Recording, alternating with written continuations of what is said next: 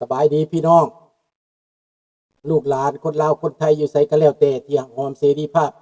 และประชาธิปไตยทุกท่านพี่น้องยินดีต้อนรับทุกท่านเข้าสู่รายการเสียงประเสริฐสลาเป่งอันนี้คนเด้อทุกท่านเนาะยินดีต้อนรับเนาะ Welcome to everyone bienvenue à toutes et à tous สวัสดีครับสบายดี Good morning มื้อนี้รายการของเฮาก็แม่นเว้าเรื่องระบอบการปกครองศาสนาในอิหร่านใกล้ล่มสลายแล้ว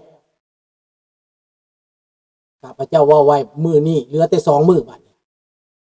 แต่ว่าไอ้2มื้อน่ะยืดไปอีกจักเล็กจักน้อยพอประมาณแต่ว่า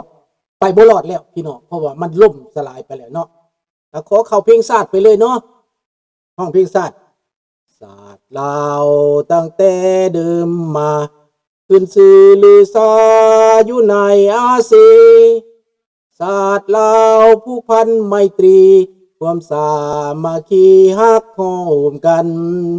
หากศาสตร์หากประเทศเฮาหากเจ้าปกเกตกีษาความมักความศาสนาแต่บูหันมาฮักษาดินแดนบ่ให้สัตว์ใดมาล้วนหาวีลบกวนญาติแย่งสิ่งเอาไปขึ้นเขามารู้วุ่นวายตุจนตัวตายต้านทานศัตรูสวยเสือสู้เลือดเนื้อเสื้อเผาพื้นผู้กูเอาบานเท่าถูกกันขอบใจด้วยพี่น้องเด้อเอามาเข้าเลยพี่น้องเข้าประเด็นเลย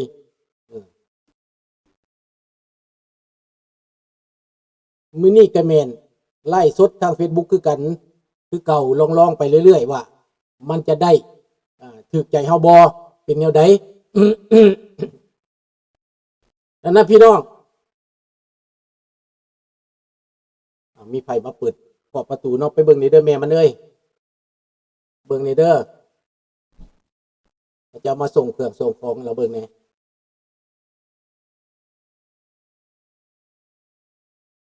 ได้ข่าวว่าอยู่สปป.ลาวหั่นเลือกตั้งก็เลือกมาแล้ว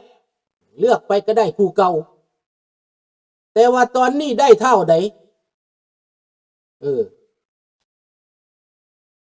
ได้เท่าท่องหลอนได้เท่าท่องหลอนลูกไผ่และก็ได้นางเวียงทองหอยแห่ผู้หนึ่งมาเป็นประธานประเทศผู้หนึ่งมาเป็นรองประธานประเทศครอบครัว2ครอบครัวนี่นะแปลว่าเป็นแบบครอบครัวแหละบักคำตายมาไปเอาลูกมา2คนเป็นนั่งอยู่ในอำนาจแปลว่าประเทศนี้ขึ้นกับบักคำตายเป็นผีแล้วก็ยังขึ้นกับบักคำอยู่แกวหัวขอดบักท่องรุ่นท่องลอยนั่งอยู่ในอำนาจมาตลอดชีวิตบักหานี่ก็ได้ให้มันตายดับไวๆเด้อพี่น้องดังนั้นพี่น้องบ่ได้สนใจนะมันพวกนี้นะมันบ่เป็นลาวมันบ่มีจิตใจเป็นลาวพวกโจรแต่ว่าคนลาวในประเทศยังบ่ฮู้เมื่อหลายเด้อบ่แม่นว่านั่นไดสัมพอพี่น้องมันจะมีเหตุให้ขึ้นมามันจะมีนั่นมีนี่ขึ้นมาย้อนว่าคนพวกนี้มันบ่เข้าใจเรื่องมันบ่นับถือศาสนามันบ่ฮู้จักได้ใต้จักเหนือมันบ่ฮู้อิหยังเบิดขนาดข้าพเจ้าเล่าความจริงออกไปเล่าความจริงออกไปอันข้าพเจ้าเล่าภาษาลาวข้าเจ้าเว้าถูกมืออยู่แล้วอยู่นี่นะอันบักผีเพศ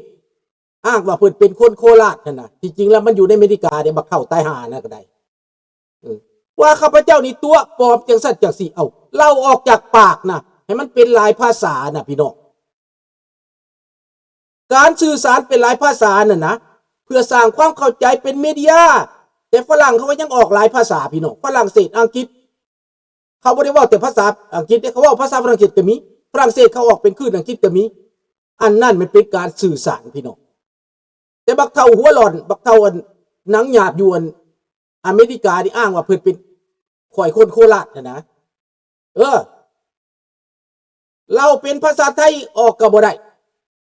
อีสานแนวก็บ่ได้ข้าพเจ้าสื่อสารเป็นภาษาไทย เพื่อให้เป็นพี่น้องคนไทยเข้าใจพี่น้องข้าพเจ้าว่าสวัสดีครับกสิพิษสมอง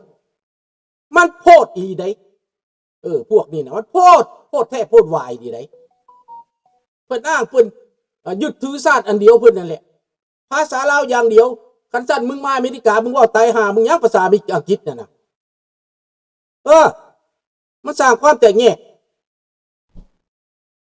อันนี้แหละเขาว่าสร้างความแตกแยก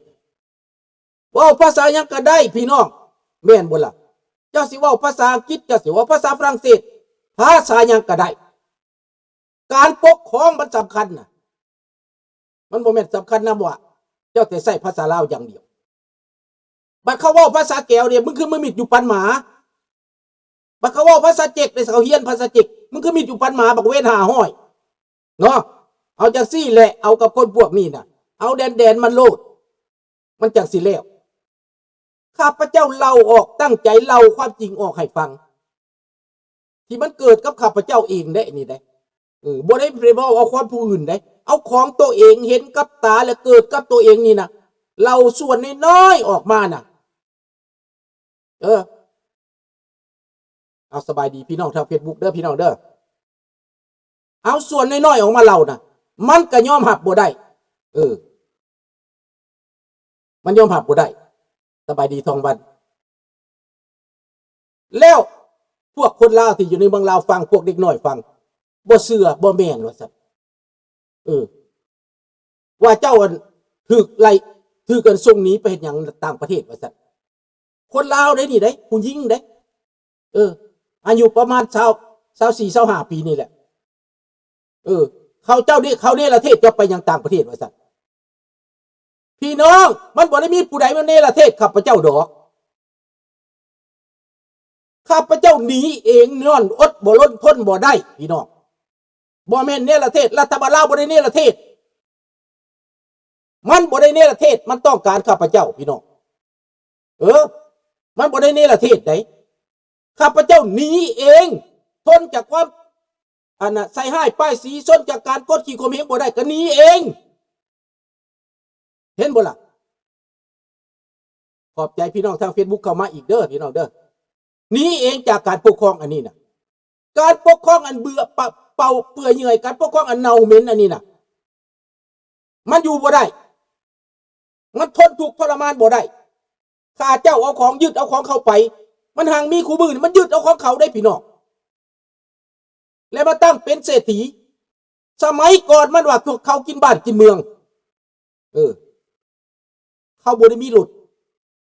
ถเก๋งรถเบนซ์เขาบ่ได้มีรถซุปเปอร์คาร์คือพวกมันได้พี่น้องเขาก็บริคุดบ่แห่ขายได้พี่น้องขอโทษด้วยพี่น้องเห็นผ้าแพรสีเขียวสากหลังนี่บ่แม่นหยังเด้อแม่นข้าพเจ้าใส่ว่าเพื่อสิให้ได้เป็นอันนั้นทางหลังหั่นเป็นสากไม่เป็นอันผู้หั่นน่ะต้องใส่สีเขียวจังเห็นได้เป็นสากเด้อเป็นผ้าสากเด้อพี่น้องเด้อ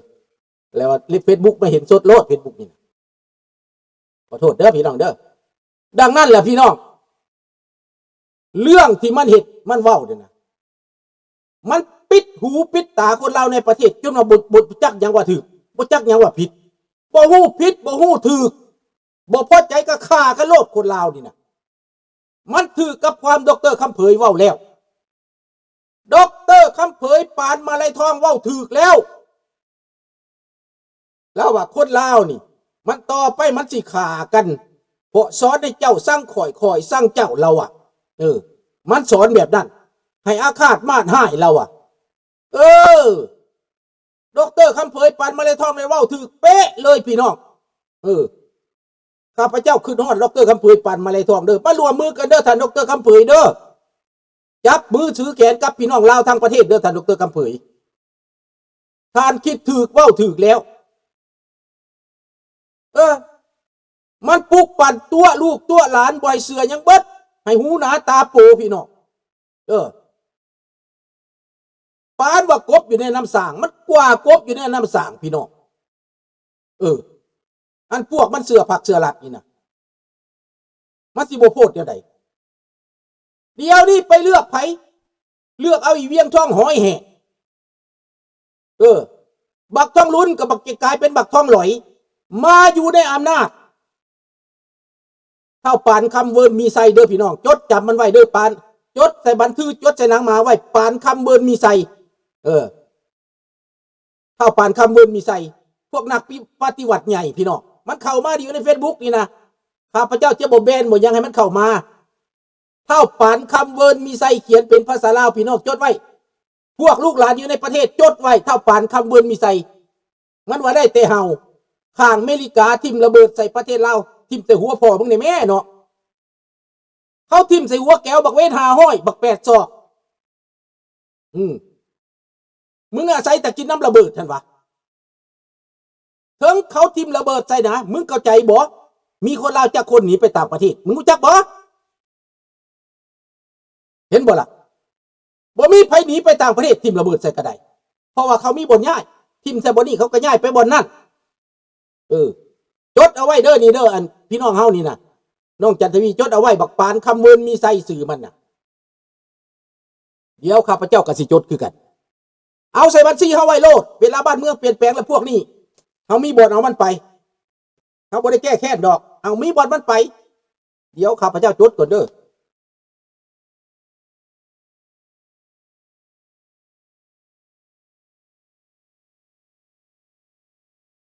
ปานคำเวิร์นมีไซโอเคเย็ดตูดมันพี่น้อง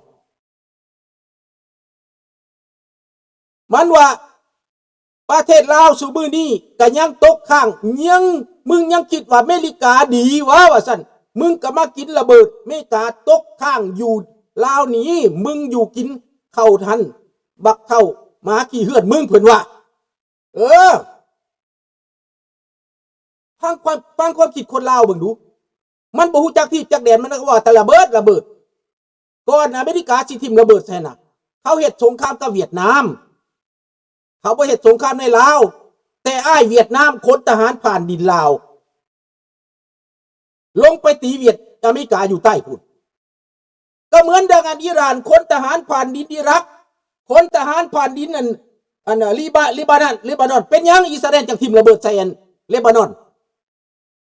บ่ได้ประกาศเชิกกับอิหร่านบ่ได้ประกาศเชิกกับอิสราเอลได้พี่น้องแต่ว่าย้อนอิหร่านขนทหารผ่านลิบานอนมาตีอิสราเอลจะทิ่มระเบิดใส่เลบานอนมุ่นดุยปุ้ยบักหามึงบักตาแตกมึงบ่เห็นบ่ข้าพเจ้าจะบ่เว้าดีกับพวกสัตว์อันนี้นะเห็นบ่ล่ะอันนี้แหละเหตุผลมึงขนทหารผ่านเส้นทางโฮจิมินห์ลงไปใส่เขมรลงไปใส่เวียดนามใต้ตีอเมริกาเขากระทิ่มระเบิดใส่เส้นทางอันนั้นบาดนี้อิหร่านขนทหารขนอาวุธคนมิสไซล์ต่างๆเข้ามาอิหร่านแล้วยิงลอกเป้าใส่อิสราเอลอยู่บ่หยุดบ่เซาเขากระทิ่มระเบิดใส่เลบานอนจนมูลดุยปุ้ยสหประชาชาติบอกเขากับบริยุทธ์